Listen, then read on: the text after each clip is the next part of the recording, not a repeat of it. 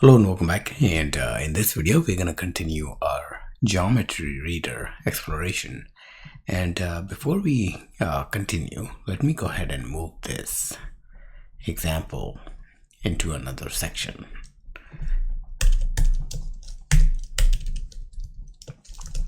This will be example 4, and let's go ahead and cut all this and move it here.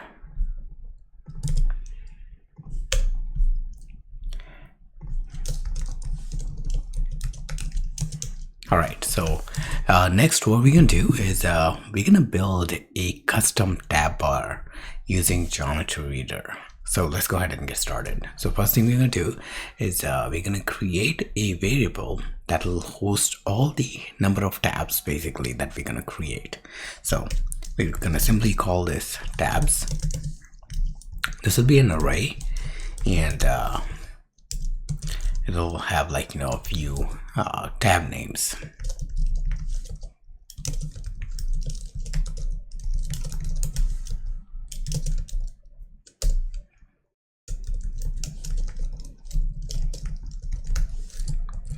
All right, next we're going to create a state property which is going to hold a reference of the currently selected tab.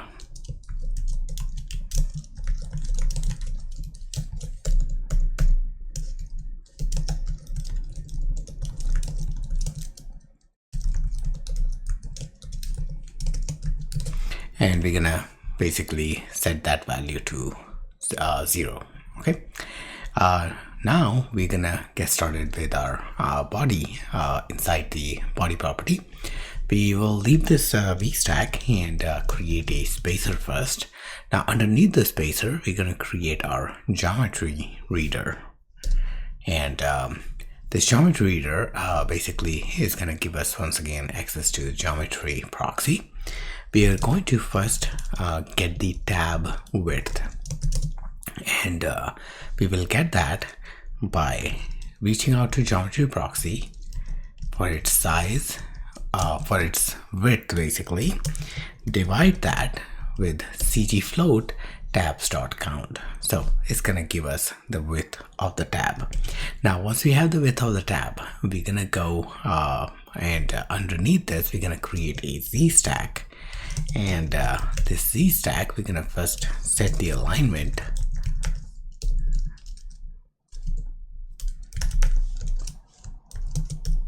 and this is going to be in leading direction. Then first we're gonna create a rectangle. Okay, and this rectangle is going to be filled with color dot white. Okay, and there's going to be frame with height, and the height is going to be 80 points, and let's also drop shadow of radius 10 points.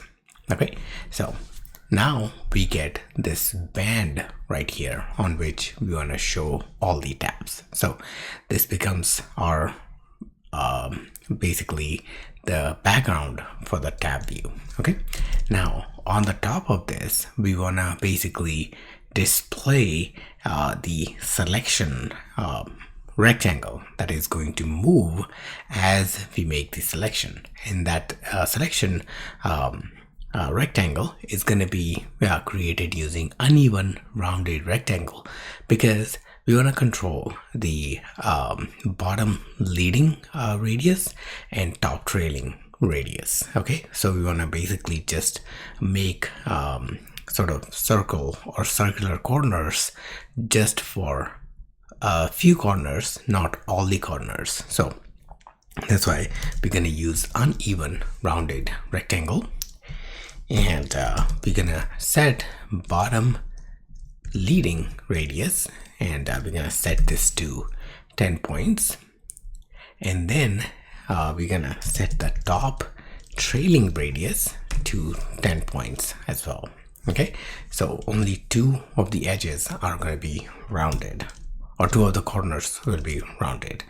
Then we're gonna create a stroke with color dot blue, line width of 10 points. Okay, so this is going to create basically that box. All right, and now the rest of the space, like it's going to be visible, so we'll see which tab is selected. This is just going to surround that tab. Okay, now we want to also make sure we set the frame width to the tab width and height to 80 because our rectangle, the background, is 80. Okay, so we're going to set the frame width is going to be tab width and height is going to be 80 points. Okay, so that actually creates this nice leaf kind of rounded rectangle. And then we're gonna set the offset. So offset, we're gonna basically set it for Y. It's gonna be easy. It's always gonna be 0 because we want to move this selection indicator in the x-axis only. And for the x, what we're gonna do is for the x, we are going to basically calculate that value. So the way we're going to calculate is we're going to basically take our selected tab and times the tab width. So that'll give us the next index. So Xcode, what is suggesting is correct.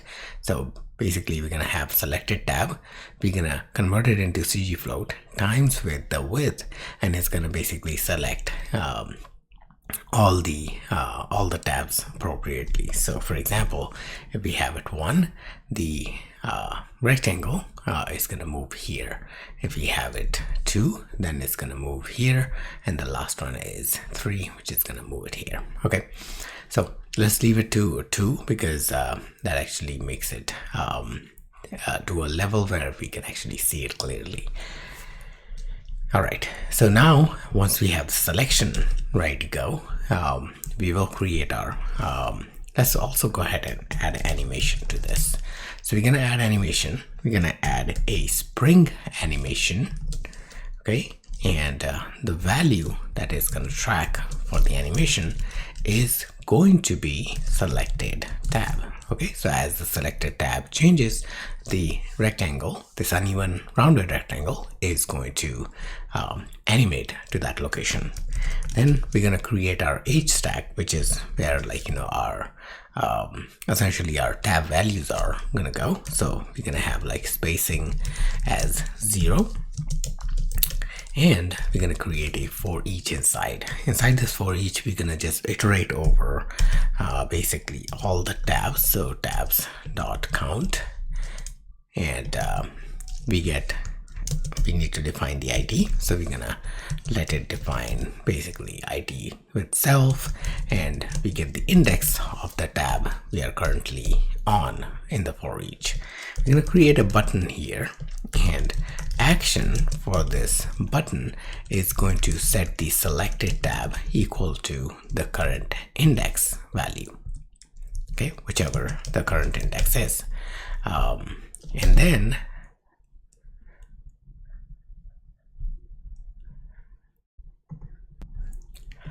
so we get the selected value set to the index.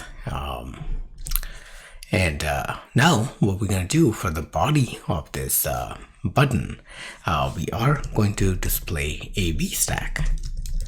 Let's set the spacing as 4 points.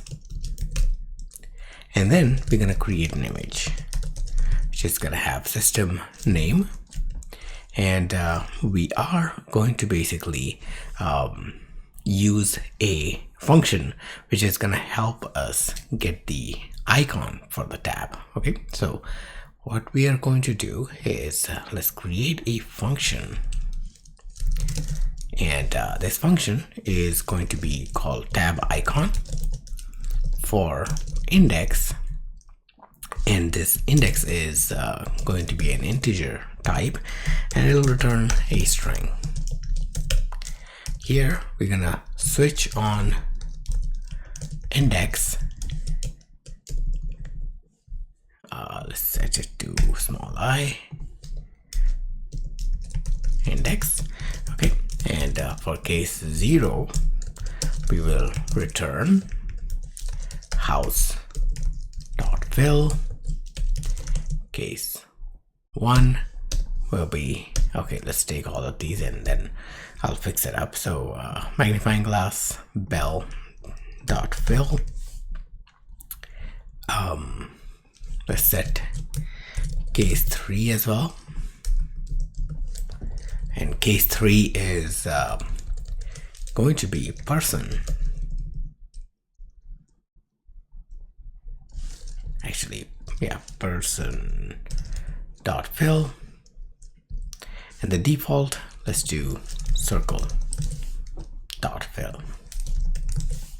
Okay, so we have house, magnifying glass, bell, and person, and circle as default. Okay, now let's go back in here, and we are going to basically call this tab icon function, and we're gonna pass the index. Okay, and it'll give us the image itself. Now there are 2 images that are created here, so let me go ahead and remove this one that came from autocomplete and use just the one.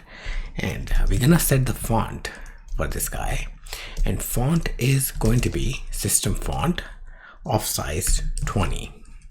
Okay, so we're gonna have, like, you know, all the icons created for us. Now right underneath this we're gonna have our text, and text is basically gonna be whatever the tab is. We read the index and we get the name of the tab. Okay, and then we're gonna set the font as caption for this. Perfect. Okay, so this is our V stack. Let's go ahead and set the whole V stack with foreground style. So if the selected tab is equal to index, then show it as blue. That means if it's currently selected, then the foreground is gonna be blue. Otherwise it's gonna be gray to show the unselected and selected states, or selected and unselected states. And then we're also gonna set the frame for tab width and height as 80 points. Okay, and let's go ahead and set the entire frame.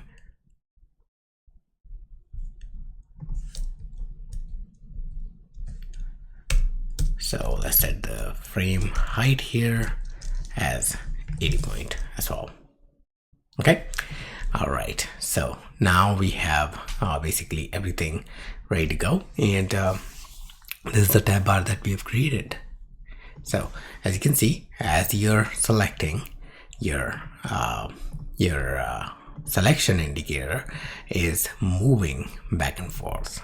Okay, and it's smoothly transitioning. It's not leaving a space, and it's a nice custom tab bar that you can create right here. Okay, now rest of this space, this is the space that you can use to build out your content, to put your content, whatever you want to put in, and leave this logic where your tab bar is defined. Okay, or you can actually refactor this into another view and use that view instead of writing all this code, and that will make it reusable. Now let me show you one more type of indicator that you can create out of this. So I'm gonna copy this actually and comment it, and we're gonna create 2 of these. Okay, and now we're gonna change a few things. So I'm gonna change this one to fill, and just modify this a little bit, and width I'm gonna leave it as tab width, but height I'm gonna change it to 10, and then offset value we're gonna set -40 for Y. Okay, and it's gonna disappear from here, but it'll come back. What I'm gonna do is let's go ahead and copy this, and instead paste this one here, and let's do this 40. Okay, so you have this nice looking tab, and you can actually make it move. Now I actually found another way of like showing these corner radius. It looks a little bit better to me. So instead of doing bottom leading right here, I'm going to do top leading radius. Okay, and I'm going to set that one to 10, and not top trailing, but the bottom trailing. Okay, so it makes it look like a plane. So this is, like, you know, another way to create your tab indicator. Once again, it's a different look, but same functionality. So you can definitely try this one out. Okay, all right, with that, we are again maxing out on this one. It's going longer, this video, so let's go ahead and hop on to the next video, and I want to show you one more example, and I'll talk about the performance for GeometryReader. So I'll see you guys in the next video. Thank you.